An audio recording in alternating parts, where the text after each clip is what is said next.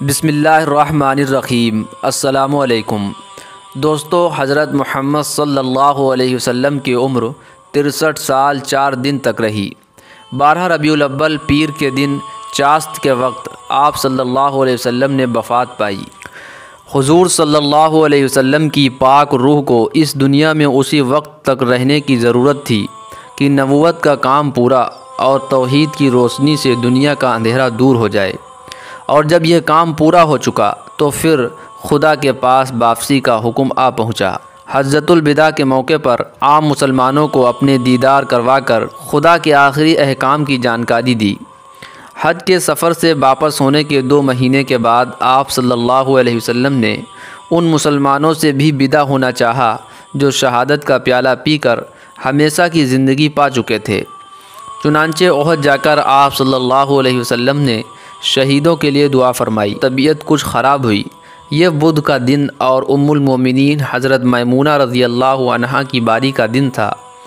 5 دن تک اسی بیماری کی حالت میں باری باری ایک ایک بیوی کے حجرے میں تشریف لے جاتے۔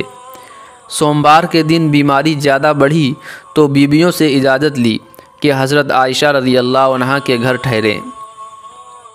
کمزوری اتنی تھی کہ بے سہارا چل نہیں سکتے تھے۔ حضرت عباس رضی اللہ عنہ، حضرت علی رضی اللہ عنہ دونوں بازو پکڑ کر حضرت عائشہ رضی اللہ عنہا کے حجرے میں لائے۔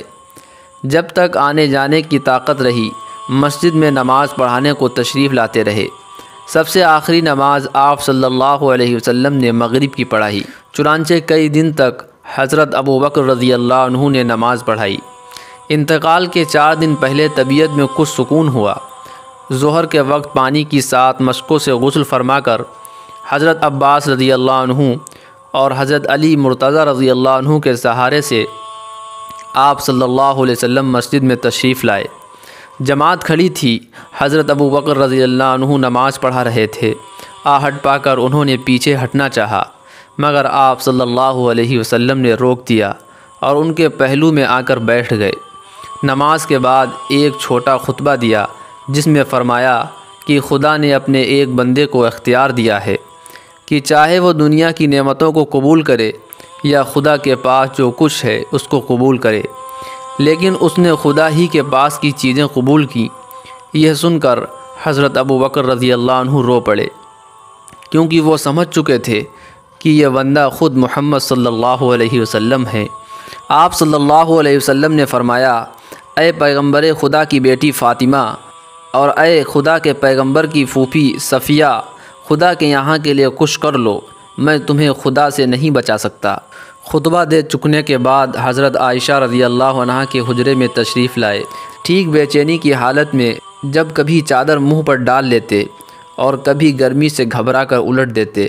اسی حالت میں یاد آیا کہ حضرت عائشہ رضی اللہ عنہا کے پاس کچھ اشرفیاں رکھی تھیں۔ پوچھا کہ عائشہ، وہ اشرفیاں کہاں ہیں؟ کیا محمد صلی اللہ علیہ وسلم خدا سے بدگمان ہو کر ملے گا؟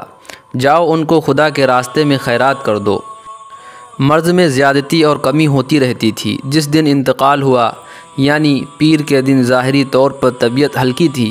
مبارک حجرہ مسجد سے ملا ہوا تھا۔ آپ صلی اللہ علیہ وسلم نے صبح کے وقت پردہ اٹھا کر دیکھا تو لوگ فجر کی نماز میں لگے ہوئے تھے۔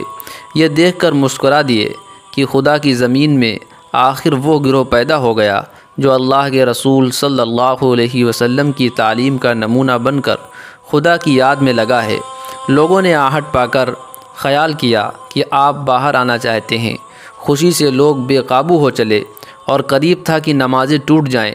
حضرت ابوبکر رضی اللہ عنہ نے جو امام تھے چاہا کہ پیچھے ہٹ جائیں، لیکن آپ صلی اللہ علیہ وسلم نے اشارے سے روکا اور حجرے کے اندر ہو کر پردہ چھوڑ دیا۔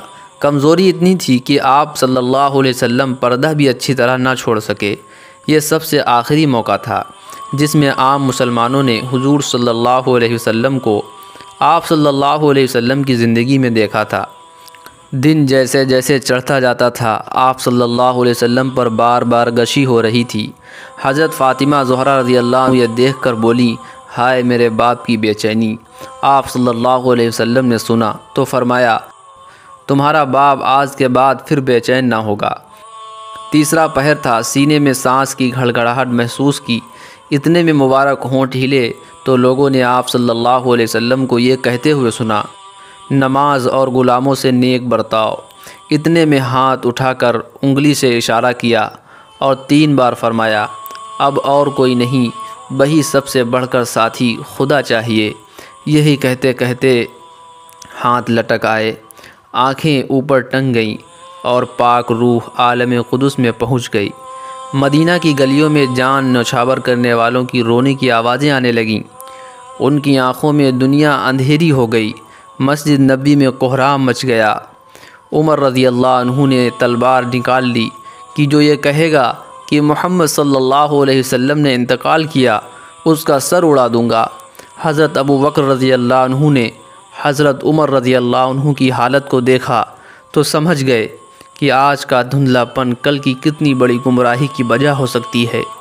انہوں نے سیدھے منبر نبی کی طرف رخ کیا اور یہ تقریر فرمائی، لوگوں، اگر کوئی محمد صلی اللہ علیہ وسلم کی عبادت کرتا تھا تو محمد صلی اللہ علیہ وسلم تو اس دنیا سے تشریف لے گئے، اور اگر کوئی محمد صلی اللہ علیہ وسلم کے رب کی عبادت کرتا تھا تو وہ زندہ ہیں، اس کو موت نہیں۔ پھر یہ آیت تلاوت فرمائی، جس کا ترجمہ یہ ہے، اور محمد تو خدا کے رسول ہیں، ان سے پہلے بخود نبی گزر چکے، کیا وہ اگر مر جائیں یا خدا کی راہ میں مارے جائیں تو کیا تم اپنے پچھلے پاؤں اسلام سے لوٹ جاؤ گے؟ اور جو کوئی لوٹ جائے گا تو وہ خدا کا کچھ نہیں بگاڑے گا، اور اللہ اس نعمت کی قدر جاننے والوں کو آخرت میں بھلائی دے گا۔ اس آیت کا سننا تھا کہ سارے مسلمانوں کی آنکھیں کھل گئیں، اور ایسا معلوم ہوا کہ یہ پاک آیت آج ہی اتری ہے۔ ہر مسلمان کی زبان پر یہی آیت تھی اور اسی کا چرچا تھا۔ حضرت محمد صلی اللہ علیہ وسلم کے کفن دفن کا کام منگل کو شروع ہوا، اور آپ صلی اللہ علیہ وسلم کے خاص ناطے داروں نے اس کام کو پورا کیا۔ حضرت فضل بن عباس رضی اللہ عنہ، حضرت علی رضی اللہ عنہ اور حضور صلی اللہ علیہ وسلم کے آزاد کیے ہوئے غلام حضرت زید رضی اللہ عنہ کے بیٹے حضرت اسامہ رضی اللہ عنہ نے آپ صلی اللہ علیہ وسلم کو نہلایا۔ حضرت عباس رضی اللہ عنہ بھی موجود تھے۔ حضرت عائشہ رضی اللہ عنہ کے پاس جس حجرے میں آپ صلی اللہ علیہ وسلم نے انتقال فرمایا تھا، وہیں آپ کو دفن کیا گیا، اور اس لیے یہ حجرہ آج کے دن تک نبی صلی اللہ علیہ وسلم کے روضے کے نام سے جانا جاتا ہے۔